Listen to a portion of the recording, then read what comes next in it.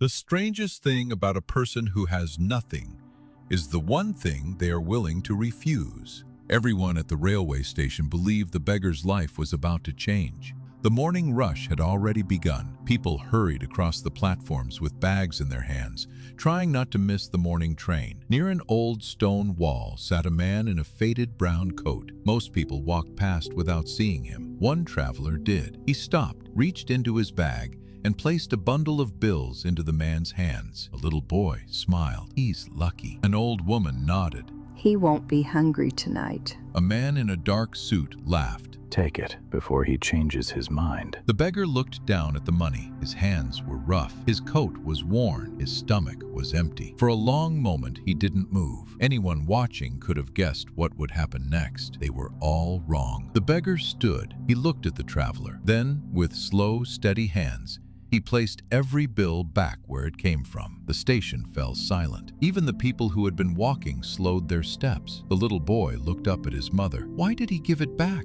She had no answer. The traveler stared at the man in front of him. If you don't want the money, He asked quietly. what do you want? The beggar lowered his eyes. When he finally spoke, his voice was calm. I want a chance to stop needing gifts.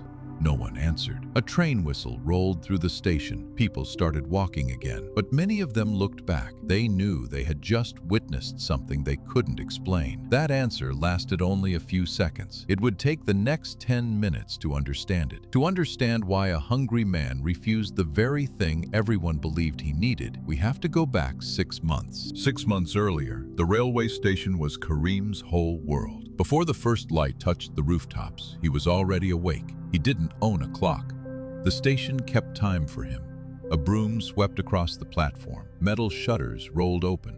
The smell of fresh bread drifted from the bakery across the street. Then came the sound Karim knew better than any other, the whistle of the first train. Every morning he looked up.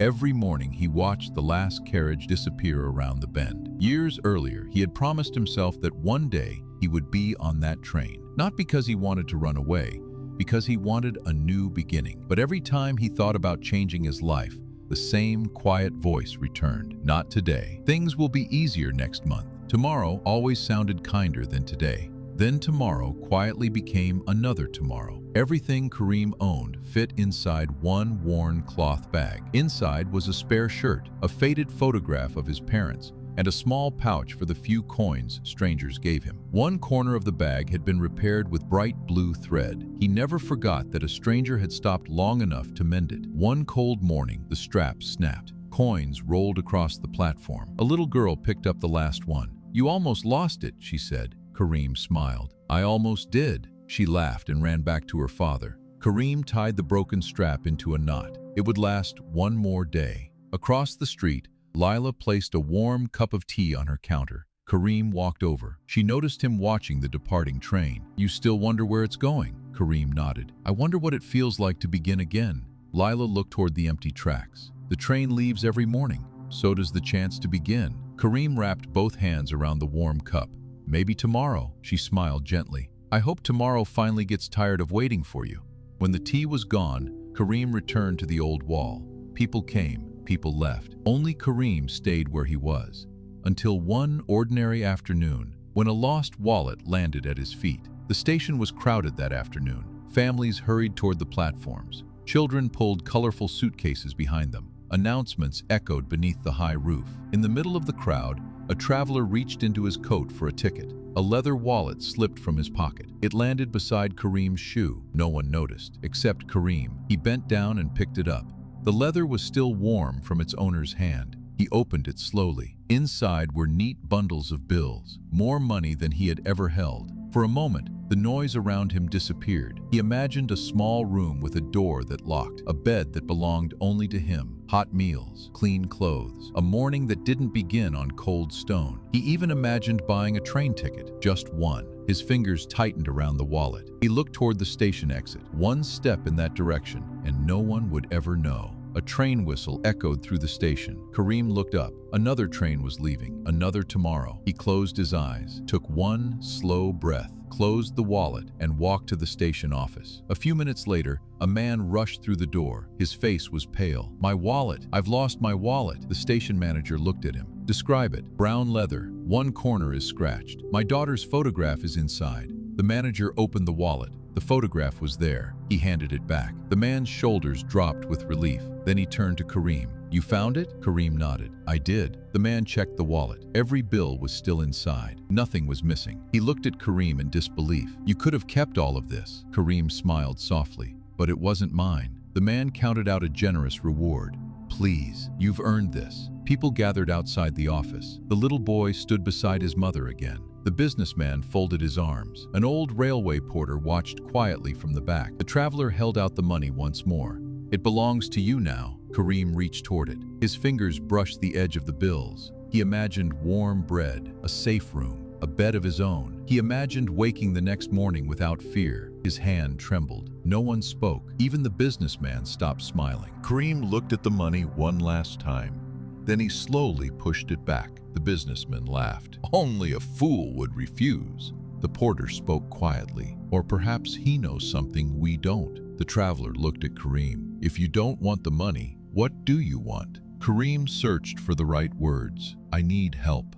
He looked down at his hands. But not this kind. What kind? The traveler asked. Help me earn. If this money feeds me today, I may still wake up as the same man tomorrow. I don't want one easier day. I want a different life. The hallway fell silent. The traveler lowered the reward. My name is Daniel. I own a furniture workshop. The work is hard. The pay is small. I can't promise success. Karim met his eyes. I'm not asking for success.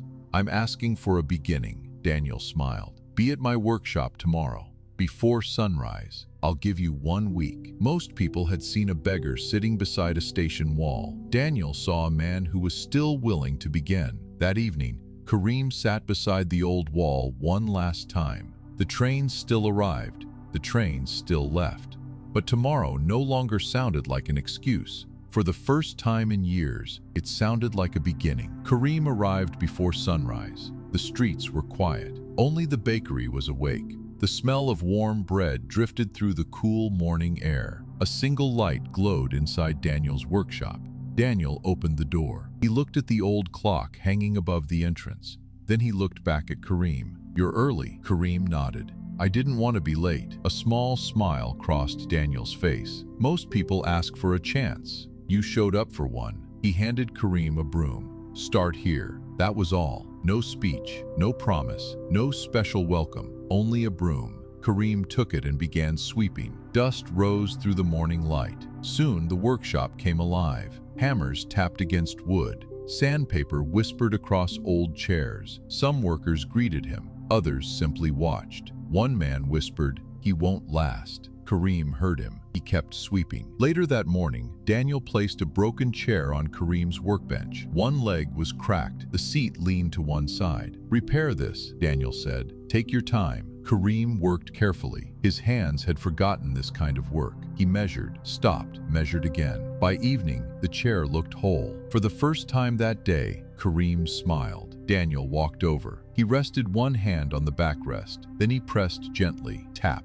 One leg shifted. The chair rocked once. The only sound was the chair settling gently back onto the floor. Karim's smile faded. Daniel looked at him. Try again. Nothing more. Karim stared at the chair. Outside, a train whistle echoed through the evening. He walked toward the workshop door. Beyond it was the road back to the station, the life he already knew. His hand rested on the handle. He could leave now. No one would stop him. No one would blame him. For a long moment, he stood perfectly still. Then he looked back. The chair was still waiting. So was the man he wanted to become. He turned around, picked up the chair, and began again. That night, he bought a small notebook. On the first page, he wrote 4 words. I came back today. The next evening, he wrote the same sentence, then the next. Not because every day was good, because every day he returned. Weeks passed. His hands grew stronger. The workers stopped whispering. One quietly left a pair of gloves beside his bench. Another showed him a better way to guide a chisel.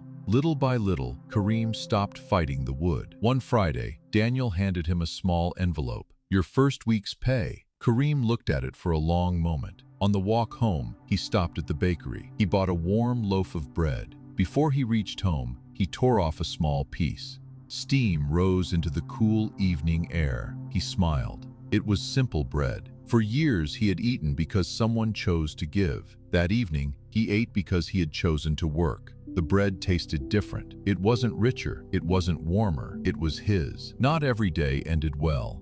One customer found a scratch on a table Karim had repaired. The customer left without paying. The workshop lost more than a day's wages. A second customer heard about the mistake and canceled another repair. For the first time, Karim realized his mistakes didn't affect only him. That evening, he opened the notebook. For a long time, the page stayed blank. The old voice returned. Maybe this isn't for you. His pencil never touched the page. He almost closed the notebook. Instead, he looked back at the first page. I came back today. A small smile returned. He turned to a fresh page. Slowly, he wrote the same 4 words again. I came back today. The next morning, he repaired the damaged table before anyone else arrived. A week later, the customer returned.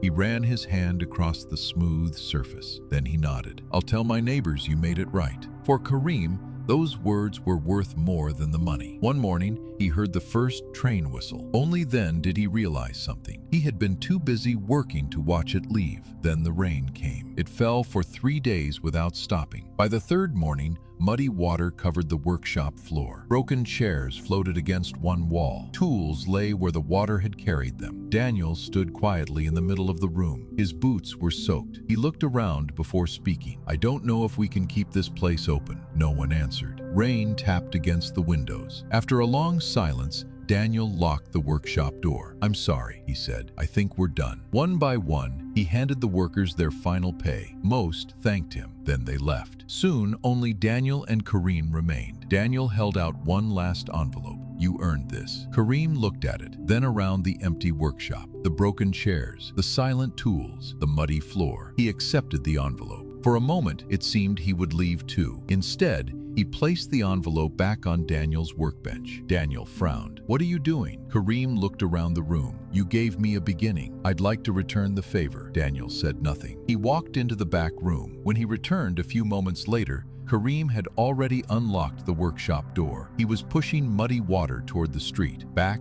and forth, back and forth. His boots were soaked. His sleeves were wet. He had already chosen. Daniel picked up another brush. Without another word, they worked side by side. The next morning, Karim painted a simple wooden sign. Furniture repaired here, fair price. He carried it through the neighborhood. The first day, no one stopped. The second day, no one stopped. On the third day, an elderly woman slowed her steps. My table, she said. It belonged to my husband. Can you save it? Karim smiled. We can try. He repaired it with care. When she saw it again, she smiled through tears. It feels like home again, she told her neighbors. The next repair was a rocking chair. Then came an old cabinet with broken doors. A small cafe asked them to restore 4 wooden tables. One job became 3. 3 became many. Slowly, the workshop found its rhythm again. The sound of hammers returned. So did laughter. One afternoon, Daniel tested a repaired chair. He pressed gently against one leg. It did not move. He smiled. I thought I was giving you a chance. He looked around the workshop. It turns out you gave one back to me. For a moment, neither man spoke. Daniel rested a hand on Karim's shoulder. You know, I hired you to repair furniture. He looked around the workshop and smiled. Funny how that turned out. Karim smiled back. Daniel picked up another chair. Come on, we've still got work to do. A year later, Karim unlocked the door to a small room. 1 bed, 1 table, 1 chair. He had repaired the chair himself. He turned the key, then left it there for a moment. For years,